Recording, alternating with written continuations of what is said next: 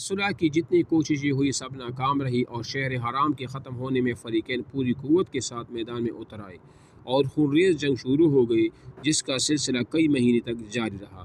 ان کی تفصیلات بہت طویل ہے اور انہیں لکھنا بیکار ہے۔ مختصر یہ کہ فریقین کے درمیان کم و بیش 90 معرکے ہوئے، ان میں 45,000 شامی اور 25,000 عراقی یعنی کہ شہید ہوئے دونوں طرف سے۔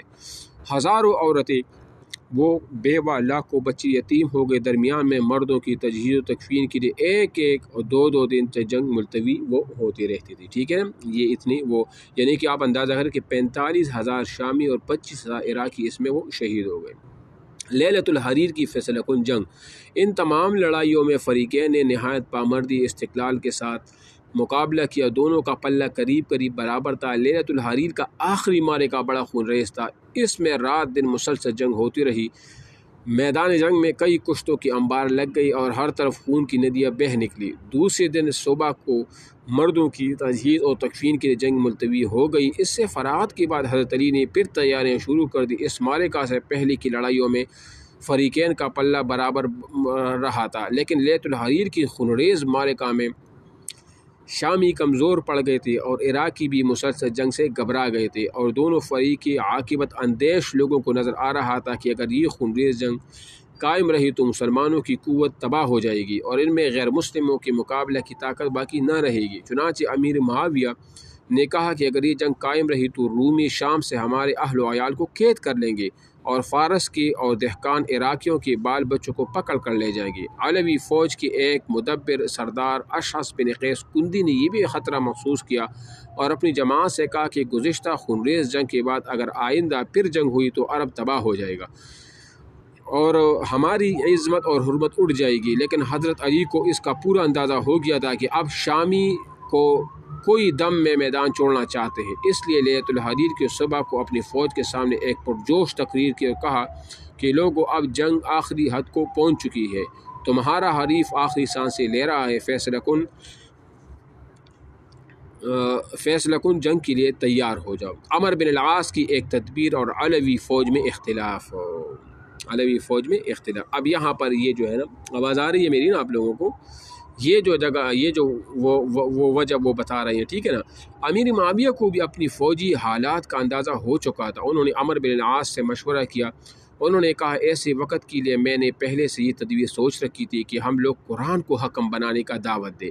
اس کو قبول اور انکار دونوں صورتوں میں علی کی فوج میں پھوٹ پڑ جائے گی۔ چنانچہ دوسرے دن جب شامی میدان میں آئے تو دمشق کی مصحف اعظم کو 5 شامی آگے نیزے پر اٹھائے تھے، ان کے پیچھے ہزاروں قرآن نیزوں پر بلند تھے۔ فضل بن ادہم، شریح جزامی اور ورقاء بن معمر نے پکار کر علوی فوج سے کہا، یا معشر عرب، اللہ کے لیے اپنی عورت اور بچوں کو فارس اور روم سے بچاؤ۔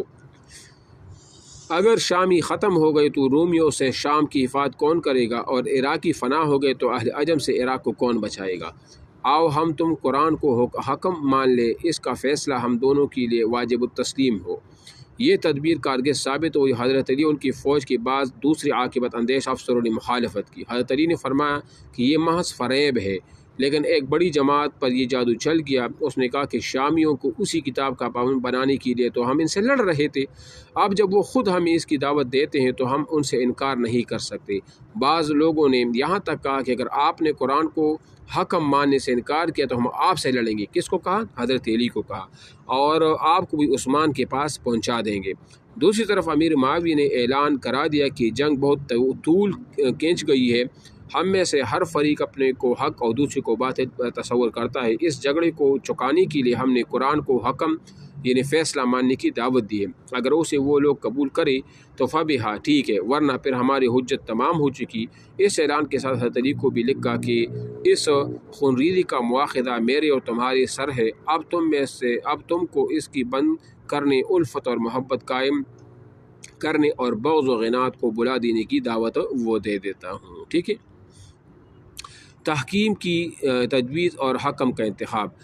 حضرت علی نے جب دیکھا کہ انکار کی صورت میں خود ان کی فوج میں پوٹ پڑ رہی ہے نا، تو چاروں ناچار تحکیم یعنی فیصلہ کے لیے آمادہ ہو گئی اور جنگ روک دی۔ آپ کے بعض خواہاں پر جنگ کا التوا سخت شاق تھا، یعنی مشکل تھا ان میں، اور قرآن کی تحکیم پر اصرار کرنے والوں میں سخت گفتگو ہو گئی اور قریب تھا کہ عراقی فوج آپس میں تلواریں نکل آئے، لیکن حضرت علی نے معاملہ رفع دفع کر دیا۔ التوائی جنگ کے بعد طے پایا کہ دونوں فریق کی جانب سے ایک ایک حکم مقرر کیا جائے، یعنی ثالث، یہ دونوں کتاب اللہ کی روح سے جو فیصلہ کر دے وہ فریقین کے لیے واجب التسلیم ہو، اور جو فریق اس فیصلہ کو نہ مانے حکم اس کے خلاف دوسرے کو مدد کرے۔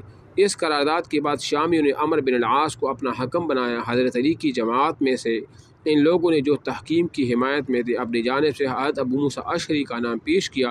حضرت علی کو ان سے اختلاف تھا۔ آپ نے فرمایا مجھ کو ان پر اعتماد نہیں ہے، وہ ہماری مخالف کر چکے ہیں، لوگوں کو ہمارے خلاف بھڑکاتے تھے، ان کی فہم اور تدبر پر بھی ہمیں بھروسہ نہیں ہے، اس لیے ان کے بجائے ابن عباس کو حکم بنایا جائے۔ لیکن جب لوگوں نے ابو موسیٰ اشعری کا نام پیش کیا تھا تو اس تجویز پر انہوں نے یہ اعتراض کیا کہ وہ آپ کے خاص عزیز ہیں، حکم غیر متعلق شخص کا ہونا چاہیے۔ حضرت علی نے فرمایا تو پھر اشتر نخعی کو بنایا جائے۔ اشعث بن قیس نے کہا کہ انہی نے یہ آگ بھڑکائی ہے، اس لیے وہ کس طرح حکم ہو سکتے ہیں۔ حضرت علی نے جب دیکھا کہ یہ مسئلہ بھی مختلف فیہ یعنی اس میں اختلاف کیا جا رہا ہے، تو چاروں ناچار ابو موسیٰ اشعری پر راضی ہو گئے۔ عمرو بن العاص امیر معاویہ کے ساتھ تھے۔ حضرت ابو موسیٰ اشعری خانہ جنگی سے بچنے کے لیے نواحِ شام میں گوشہ نشین ہو گئے تھے، وہاں سے بلا کر لائے گئے۔ وہ بڑے سادہ دل بزرگ تھے، اس سے حضرت علی کے بعد مشیروں نے حضرت علی سے کہا ابو موسیٰ اشعری اس کام کے نہیں ہیں، اس لیے کسی دوسرے کو منتخب کیجیے۔ آپ نے فرمایا لوگ ان کے علاوہ کسی دوسرے پر راضی نہیں ہوں گے۔ تحکیم کا عہد نامہ یعنی جو فیصلہ ہوا تھا، ٹھیک ہے نا۔